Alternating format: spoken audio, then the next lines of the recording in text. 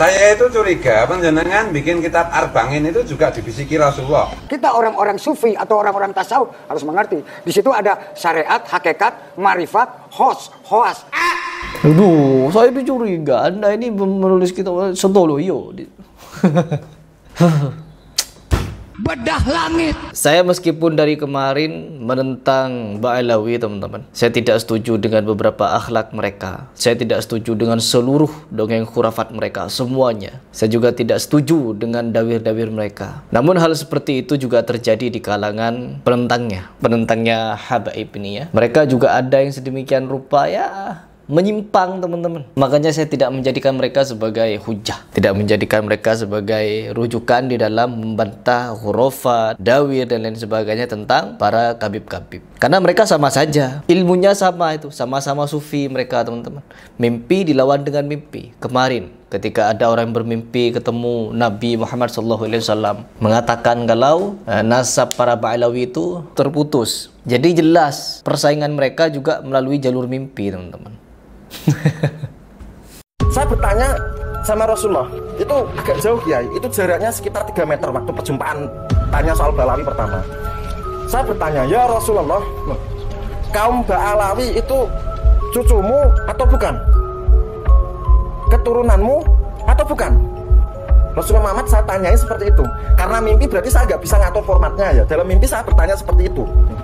Nah, kemudian Rasulullah menjawab, setiap umatku yang beriman kepadaku, asal mereka beriman kepadaku, saya anggap mereka keluarga.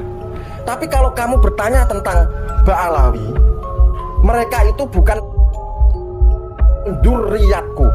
Duriyat itu artinya apa? Duriyat itu artinya keturunan biologis yang terlahir. Bedah langit. Pemahaman ya, dari pemahaman teman-teman. Ya beginilah dunia ya. Dunia itu penuh permainan. Tinggal kita pinter-pinter milih dengan pemain yang mana gitu ya. Kalau kita mengikuti mereka atau salah satu di antara mereka, kita sama saja teman-teman. Karena apa? Ada beberapa video di sini yang saya rangkum agar kalian sama-sama tahu betapa nyelenehnya juga mereka. Coba kita simak videonya. Ketemu dengan Rasulullah.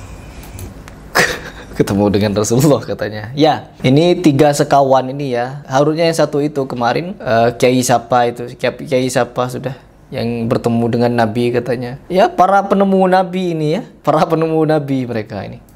Bahkan saya selalu pakai baju putih. Nah, selalu pakai baju putih. Karena Rasulullah kalau bertemu sama saya pakai baju putih. Tuh, coba ulang lagi. Apa katanya? Karena kalau Rasulullah bertemu dia selalu pakai baju putih. Ketemu dengan Rasulullah. Bahkan saya selalu pakai baju putih. Karena Rasulullah kalau bertemu sama saya pakai baju putih.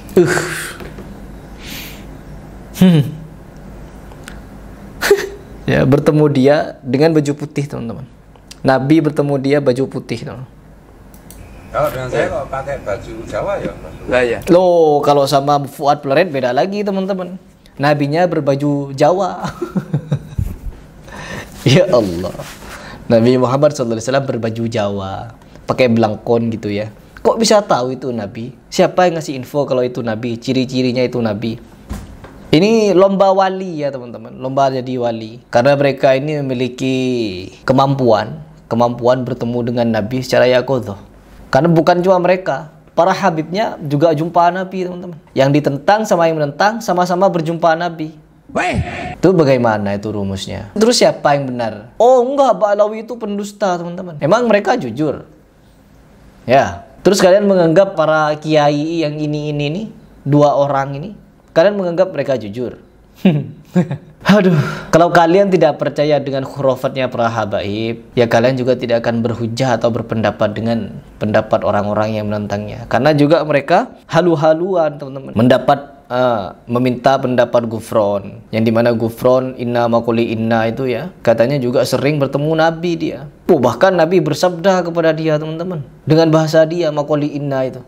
Ya Allah, yang golongan satu mempercayai orang gila jadi wali. Bahkan mereka pun punya banyak yang jadi wali sudah jadi wali teman-teman. La ya'riful wali illal wali. Begitu kan? Jadi tidak bisa melihat wali kecuali wali. Yang satu melihat si fulan wali, Habib fulan wali, Habib fulan, Habib Umar wali, Habib Jindan wali, Habib itu wali. Terus di dalam kiai-kiai ini yang menentang mereka, juga punya wali-wali. Oh, dia wali Allah, bermimpi begini begitu. Sama-sama teman-teman. Ya, dua kubu ini sama-sama sufinya, sama-sama halunya teman-teman. Lagi saling membantah. Ya Allah.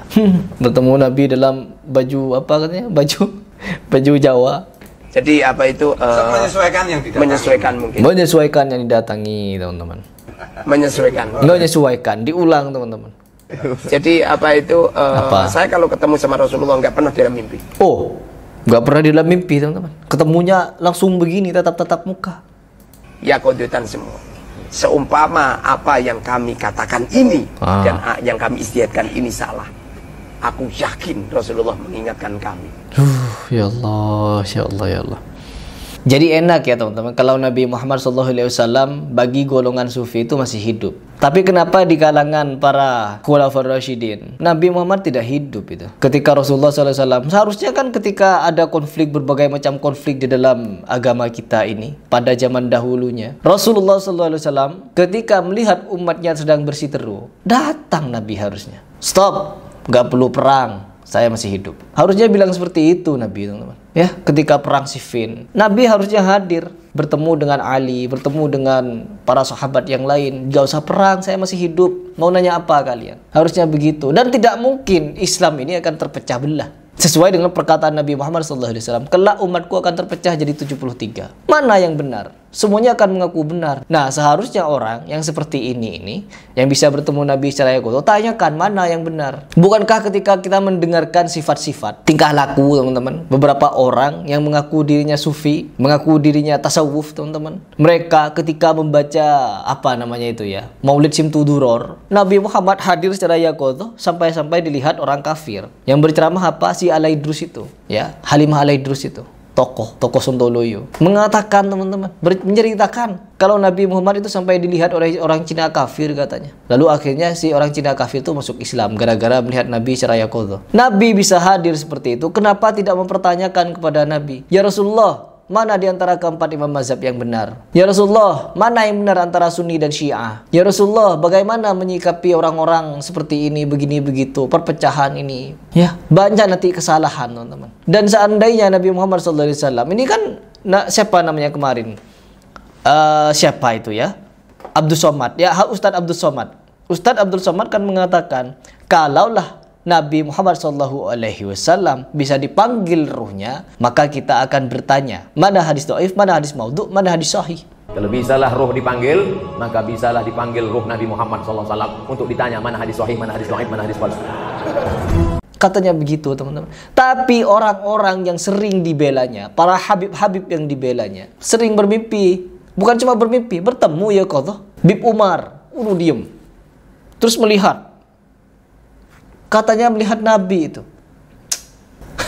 Mau dibawa kemana? Dan bukan cuma berhenti sampai di situ teman-teman. Pengakuan demi pengakuan, kesontoloyoan demi kesontoloyoan, oknum-oknum kabib banyak berseliweran di media sosial. Dan ketika kita bahas, dikira kita membahas keburukan mereka, aib mereka. No, itu bukan keburukan atau aib yang mereka pendam sendiri, tapi mereka mengupload di media sosial. Dia bicara dari mimbar ke mimbar, merasa itu benar. Seperti ini nih, merasa bertemu dengan Nabi SAW itu benar. Hah? Seraya kodo. Apa ini? Ini kesontoloyoan namanya. Membodohi umat. Mereka ini sama-sama pembodoh umat. Mereka ini sama-sama memberikan doktrin-doktrin bodoh seperti ini kepada umat. Diajak berpikir, kalaulah Nabi Muhammad SAW bisa hadir secara yakodoh, maka tidak akan mungkin ada perang antara sesama muslim. Ketika ingin berfatwa, panggil saja Nabi Muhammad SAW. Ketika dibacakan maulid, Nabi Muhammad hadir dan bekas injakannya ada di atas pasir. Apa ini? Apakah begini yang disebut dengan Islam? Apakah ini yang disebut dengan beriman kepada Al-Quran dan Sunnah? Gentayangan Nabi Muhammad SAW kemana-mana.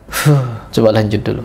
Saya itu curiga panjenengan bikin kitab Arba'in itu juga dibisiki Rasulullah. Kita orang-orang sufi atau orang-orang tasawuf harus mengerti. Di situ ada syariat, hakikat, marifat, khawas.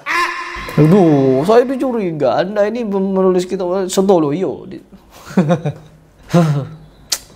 Memang paling tepat ketika saya mencari-cari Mana nih ulama sesuai dengan sunnah, mana ulama yang benar, mana ulama yang mengikuti Al-Quran dan sunnah yang benar-benar sunnah, teman-teman, bukan sunnah-sunnahan, teman. Seperti yang kita lihat sekarang ini, mengaku ahlus sunnah, setelah kita selidiki ternyata pengamal hadis palsu, hadis maudhu, hadis dhaif, hadis mungkar.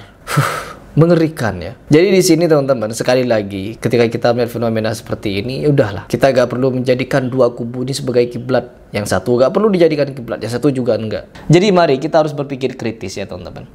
Jangan sampai kita itu mudah dibodoh-bodohi, apalagi dengan orang-orang yang mengaku melihat Nabi SAW secara yaqadhah. Kadzab teman-teman, mereka kadzab.